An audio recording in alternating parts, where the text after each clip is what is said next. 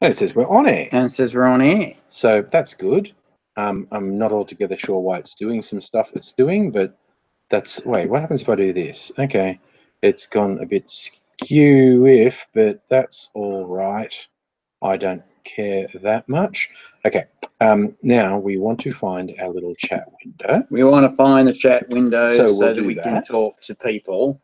And we're going to have that phenomenon where we're talking behind ourselves for a while. Now, what goes on is when you get the words up, I'm just going to say words because I'm clever. You get a window that is like it's 10 seconds behind. Yeah, I've counted. It's usually 10 seconds. Hi, smiley nerd. Hey, smiley nerd. And so you're basically talking into the camera and you're seeing yourself 10 seconds ago. And it's a bit odd because it's also not mirrored, so that you're seeing what good people at home are saying. Yeah. And it's a little odd. Yeah, it takes getting used to. But there you go. And so we've got a chat window up. We've got a look at ourselves window up. We've got camera up. We're broadcasting. The computer shat itself and died. We don't know why. It just did. We're not in IT, and we have a suspicion. If we were in IT, we would use the technical term "shat itself and died." Yeah. Anyway. Yeah. Well, look, we're outdoors, so there are weird and strange noises around us. But that's okay. It makes it a bit more colourful. It does, and some of those weird and strange noises is angry farting. Yeah. Oh wait. What I'm just gonna share our existence with the face. The book face. Hello, book face. You type good, sir. You know what I've been doing? I've been teaching my computer and phone to learn how to listen to me talk. Ah, yes. And you know what? Yeah. With a little bit of practice, it's okay. Yeah. It actually works okay. You've got to tell it to change lines, and you've got to tell it to make full stops. Periods for people who live in the United States. And you've got to tell it to make commas, and you've got to spell out some words. It is actually surprisingly good at swear words. Surprisingly humans, good. I guess. Yeah. And I've been told, hello, people. Well, thanks for coming back. And Toriana and Megan are back. And hey, Damage. Thanks for coming back after the unscheduled outage of laptop shitting itself. The technical term is laptop shit itself and died. But we're back. And look, while we're waiting for people to arrive, I'll tell you the finish of that story. At the end of our theatre degree basically made it so that while other people were sweating on arts grants from the government, what we would do is get in a utility truck, like a pickup truck, and you get 3 of you, and you go to a town which had a big thing. Each town has a big thing, big crab, big sheep. Area, not every town, but each area they're spread out all around Australia. And every year they have a celebration of themselves, the big thing and themselves. There's always a high school band. There's always a ball at the end of the night, and there's always some form of parade that expounds upon the local industry or agriculture. Now, these are things that are standard. Now, if you know this, and if you know the rough direction and order in which these things happen are expected to happen, you can literally go around Australia in your pickup truck, and for 5 to 10 grand for the local Shire Council, put on a show for them using the local people, because you've learned how to do that. You put on the local people, and they get in the parade, and then the high school band plays a really bad rendition of the Australian national anthem and a couple of local songs, and everyone claps and they take photographs. And then you have the ball, which you've set up carefully hopefully, and they pay you your money, you get in your truck and you go. You usually have a little bit of fireworks, a little bit of fire breathing, a little bit of fire twirling, because it's kind of cool, and you always drink the fire liquid out of a Coke can, because the kids go, "What's that you're making fire with?" And you say, "Coke." And mothers look at you and go, because if you ever tell them what it actually is, mothers look at you and go, "I will kill you." Because then the kids will go off and try and get the metho, and right. But as it is, they'll just go home. Some of them maybe get a can of Coke and a lighter and go, and it won't work. And they go, "Oh, it didn't work. I didn't work. I maybe have got the technique wrong." Well, turns out you have. Yeah, there's a fundamental bit missing. Fundamental bit missing that you learn real quick not to tell the kids. Yeah. I remember being stopped during a parade by an irate mother saying, "Do you think this is responsible to do in front of children?" And I said, "Well, yeah, it is, because we know what we're doing. Would you let your own children do that?" And I said, "Well, yeah, I would. I have a 9-year-old and a 7-year-old, and they've been trained properly. And, you know, in some shows we get them to do it because it's a really great effect. You don't have a 9-year-old and a 7-year-old." I says, "Well, they're not here now. They're at school, but you know, I of course have no children," and was lying my ass off to her. And the mayor comes up to her and says, "Mrs. I can't even remember her name now. McGillicuddy. I bet her name was McGillicuddy. Mrs. McGillicuddy, would you mind not interfering with the parade?" Because he was paying a shitload of cash for it and didn't want it stopped. Because in the parade too, there's the local groups. There's the Lions group. If there's the Masons, they're in there.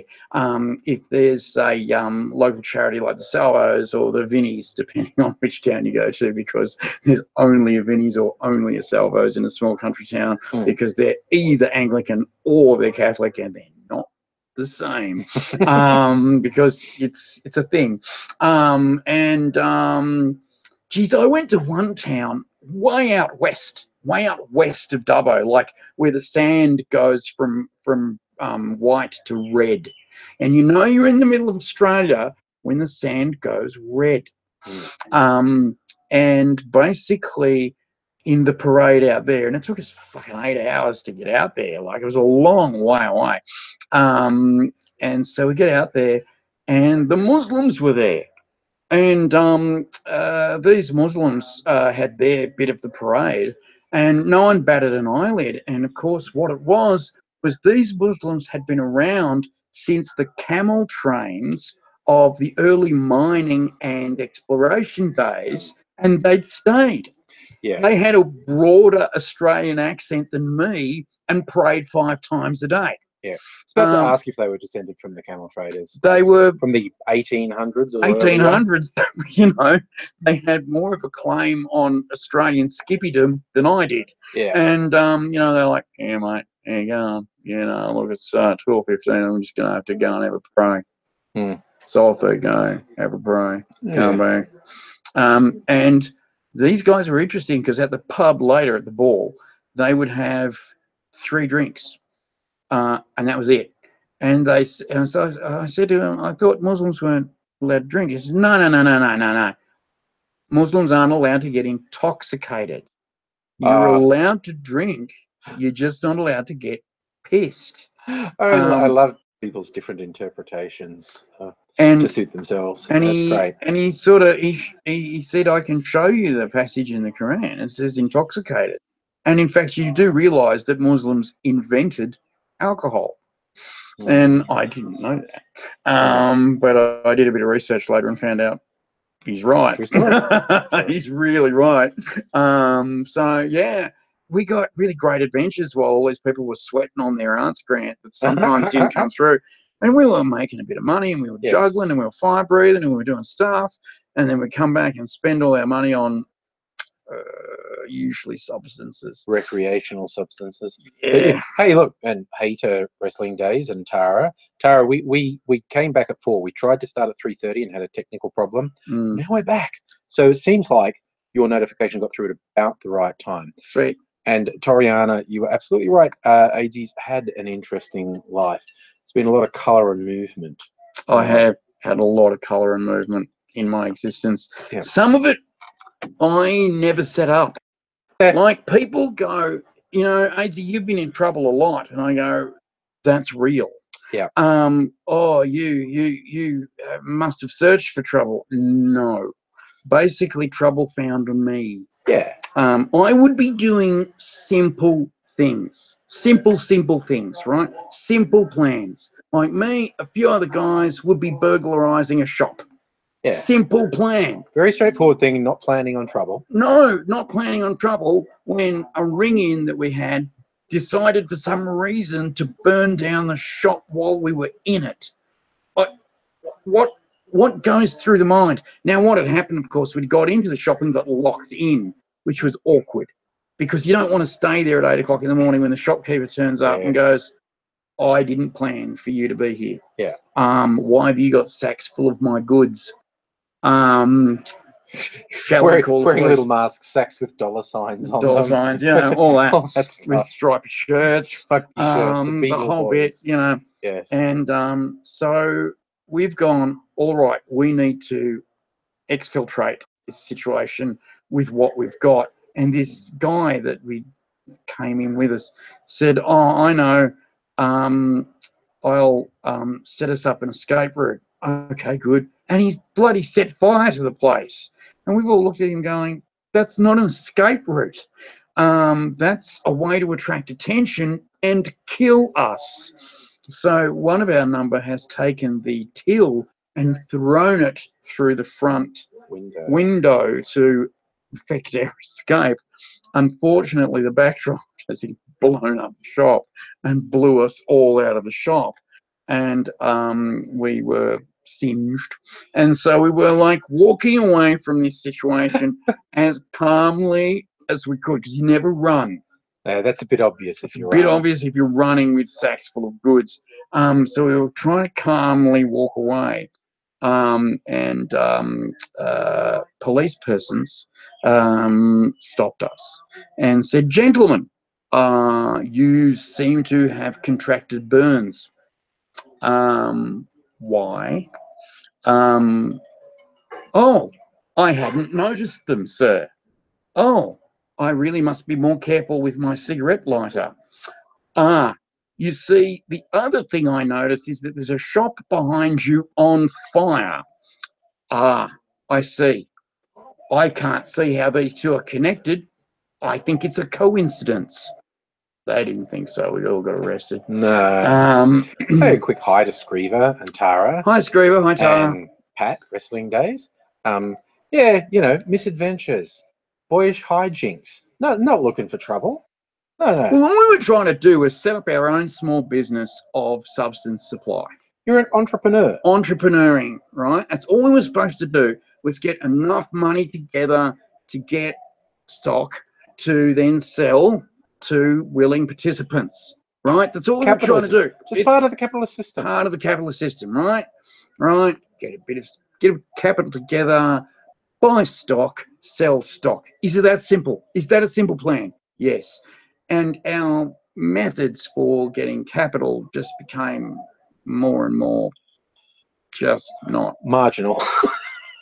Just not working for us. Yeah. You had to have a strategy meeting at some time to reassess what was happening. We did reassess, and we just went the normal route of going, all right, if you give us 10, we'll sell 9, and the 10th will be our profit, which is the worst way to do it, because you're basically on the street all the time, and you're going back all the time, and your risk is very high, and that was not how we wanted to do it.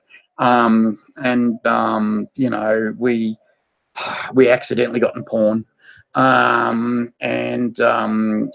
we did, however, and I can say this now because of the statute of limitations. I figured this out the other day. Oh, God.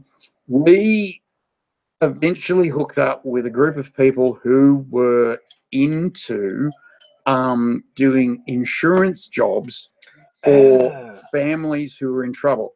Right. So what we would do is they would go, I'm in trouble financially. And we would go, we will take your car we will destroy your car, and you will claim the insurance money on your car, and you will not buy another car, but take the money. Does that work for you? We did houses as well. So we would literally turn up in dust coats, woolen gloves, and checkboards, literally like, you know, clipboards with checklists, asking them the kind of damage that they wanted done to their car. Do you want graffiti on your car? Yes, okay. Do you want defecant laid on the dashboard? Yes, okay. Yes. And you want hammer marks, and of course the engine to be completely destroyed. Right, okay. Do you have fire insurance for your car?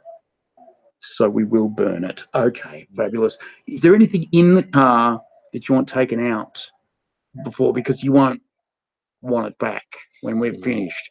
So then we would take 2 cars, and we had paperwork, right, with us. Basically, if we got stopped by police, like, why have you got a car? We would say, we are transporting this car from one dealership to another dealership, and the paperwork was legit. So they would go, okay, boys, enjoy your evening. And then we would have to take back, because you can't then just, right? Yeah. But what we would always say to the customer is, do not call the cops until we drop your keys back into the letterbox. You will be signaled that this has happened, because if you call the cops before that and you don't have any keys, it's a bit dodgy. So one night we go around to this bloody place. It was Friday night. My friend had a mobile phone. This is the 1980s. These things were the size of friggin' briefcases, and they didn't work very well. So he's got this bloody briefcase because we were on call, and we were going for a Friday night. It was our night off. You know, we're having fun. And he gets a call. Oh, we've got a rush job. You've got to get it done. And I'm going, oh, we really just want to play. No, it's got to be done. You've got to go now. Oh, okay. What's the address? So we go to the address. We go to the address. No lights on. Car's not in the driveway. It's in the freaking garage. And so we're going, oh, this is good. This works well. Knock, knock, knock. Hello. Little old lady opens the door. And we're going, hi.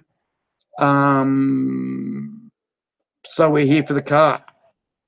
Oh, are you? Well, yeah, we're here for the car. Do you want to maybe give us the keys? Oh, all right, I'll go and find them. Oh, for fuck's sake, she's going to go and find them. So she gives us the keys. We get it out of the bloody garage. Is there anything in here you want? Because, you know, we see on the checklist that it's going to be pretty destroyed. Is there anything in here you want? It's full. So we've got to it takes us like half an hour to take all the crap out of the car, right? And we're driving the car. Phone call goes again. Where are you guys? We're in the car, okay? Just chill out, all right? We're taking the car. We take it to the spot and we destroy the car as per the checklist. Get another phone call. Guys, the customer is freaking out. Where are you? The car is on fire. What else do you want? Right? And he goes, well, they're calling me, going, you're not around. And we go, well, we went to the address you said. And he said, oh, what address was that? No. Yes. No. We went up to a little old lady's house, demanded her car, bullied her out of it, and destroyed it.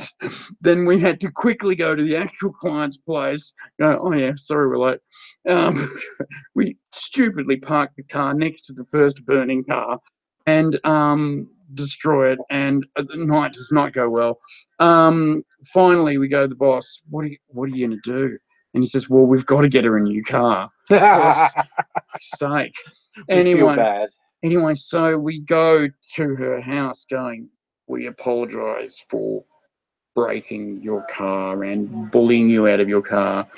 And later on, she tells the boss, I was just happy to have someone to talk to.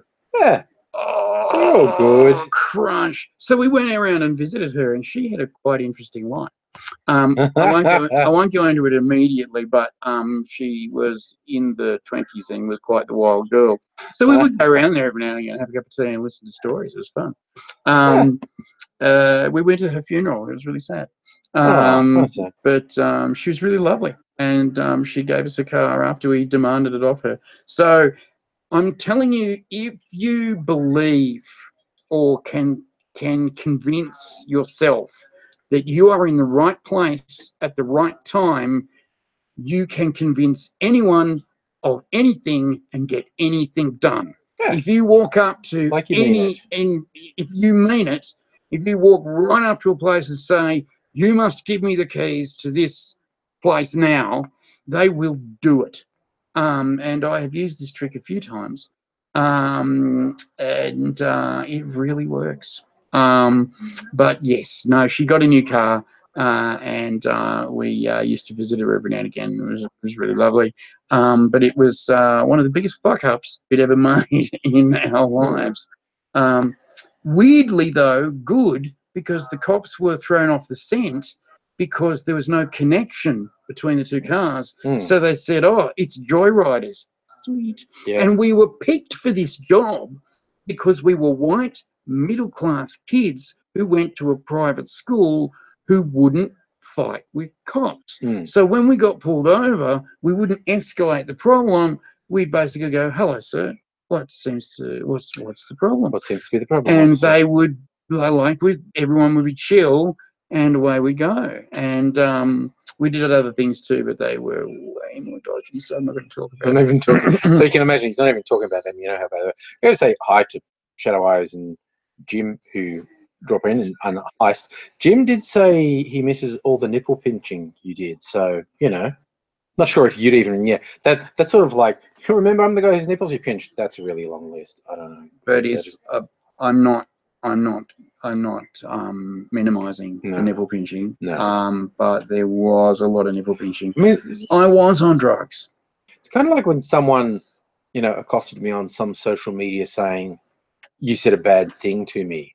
And when I say bad things to lots of people, you're not special. He goes, oh, but you said this really bad stuff, about my mother and a Labrador. No, that's still a really long list of people. That's really and then you talked about, hunting down everyone in my bloodline and putting them in acid vats. Still, lots of people. You could be anyone. Yeah, you could be anyone. You're not Tuesday. Special. That's Tuesday. Yeah, that I've shit. I got that. He was pissed, but I mean, I got that. Yeah. I'm going, Angry. You do realise it's me on the phone, don't you? And then finally, 20 minutes later, he's gone, oh, is it you, AIDzee? I'm going, yeah.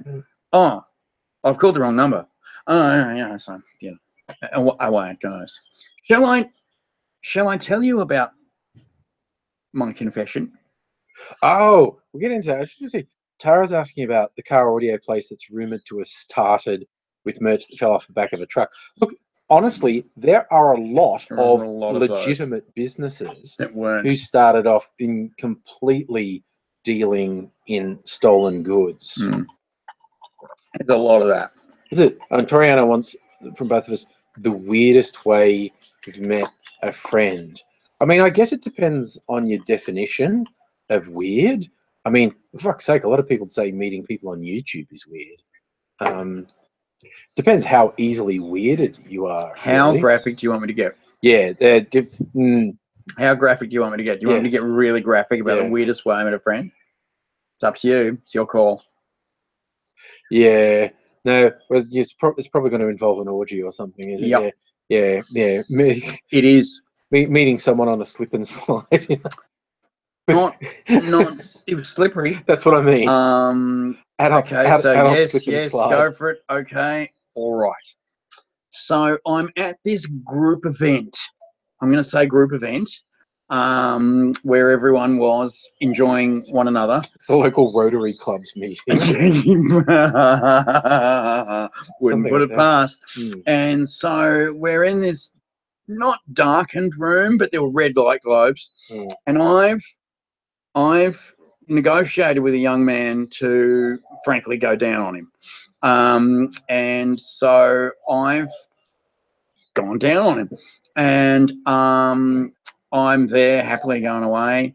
And then I look up and I see the young man that I've negotiated with over there, waiting for me to go down on him. And I'm going, I have cock in my mouth. Somebody is getting blown.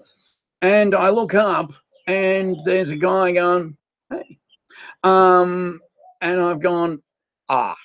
And I pause and he said, feel free. And I've gone, all right, and continued. And I've said, I don't know you, do I? And he said, no, it was quite the surprise when you chose me out of the panoply of people here, because it was one of those parties where you negotiate what you're going to do. And the guy who I negotiated with was quite patient. He was just waiting his turn. And I've said, well, I'm AIDzee, you're, you know, him. And I said, well, we should get together after this. And I'm going, sure. And so then I picks up the guy I negotiated with. Later on, I talked to this guy. We have a coffee and a chat. He said it was quite a surprise. And we became firm friends. Weirdest way I met a guy. You know, usually you talk first, then. But no, you know, I decided to blow him first. Yeah, we're outdoors. I just wonder what our neighbours make of this. But anyway. You know. Hi, neighbours. How you going? It's good. It's all good. Was there an auctioneer? Well, could be. I'm not sure you necessarily have an auctioneer at these group events, but you might have a master of ceremonies. Ooh, yes, you do. You might have. You have a master of ceremonies who introduces everyone. Introduces and makes sure that no non-consensual things are happening. Because sometimes people get a little bit excited and they decide to cross the line, and they are prevented from such by the MC, who alerts other people around them that that's not okay and you should stop doing that. And if they don't, then they're escorted away from the event. Actually, one of the things, one of the classic things is they're usually escorted straight into the bathroom where a cold shower is put on them.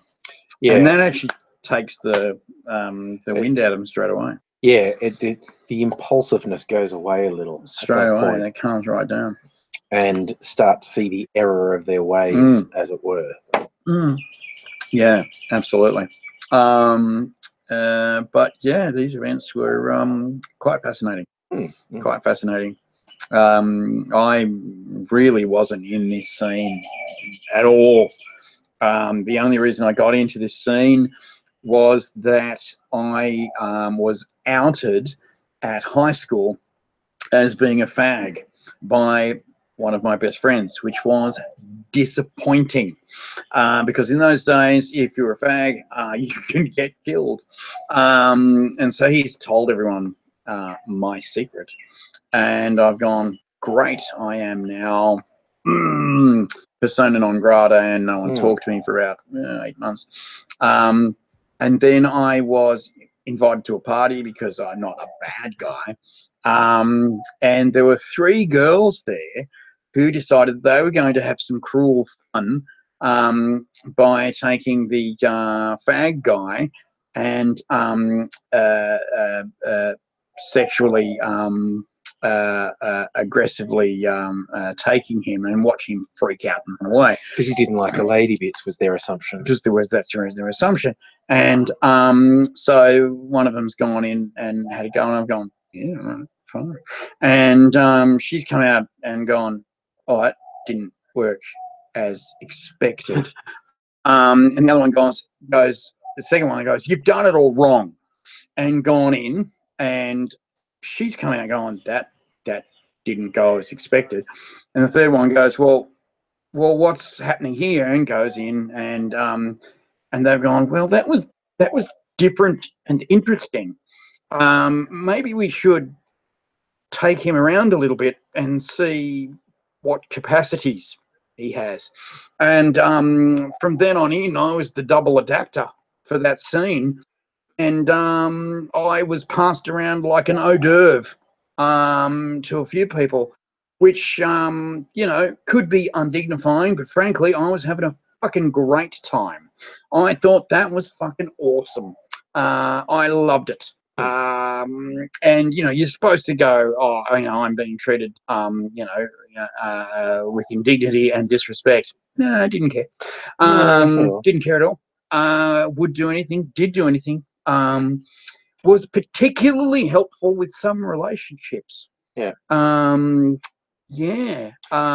Being in the middle sometimes really helps out a couple. I'm not going to go into graphic details. No.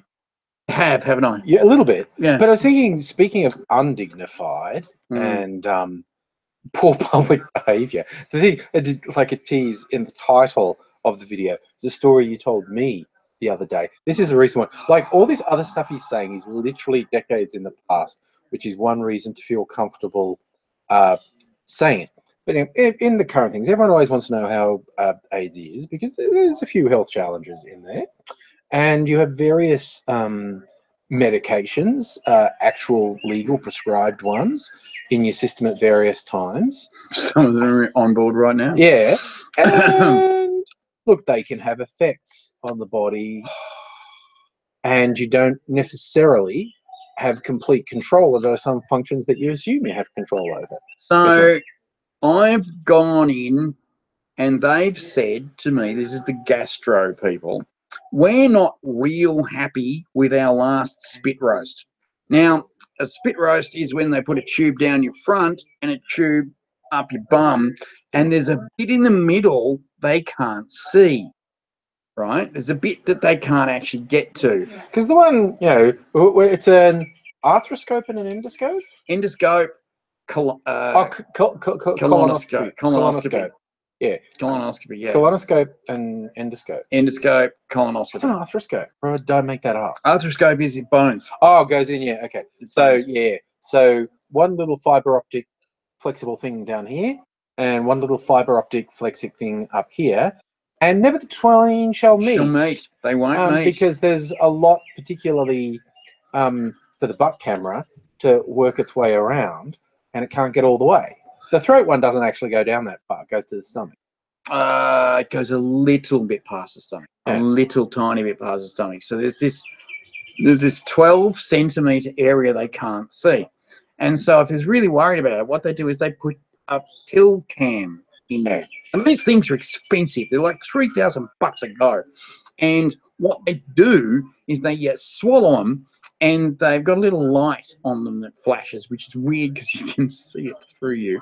Yes. And you've got a little belt on, and this thing both powers and transceives the signal coming from the camera. Because the Wi-Fi camera doing an incredible voyage through thing. I'm not sure if they shrink med students and put them inside it for the whole incredible voyage. Maybe med students get treated like crap. It's part of second year. Yeah. So there might be some shrunk med students in the pill cam wending the way through AIDzee's nethers. So basically they've stuck this pill cam in, and they've given it a bit of look.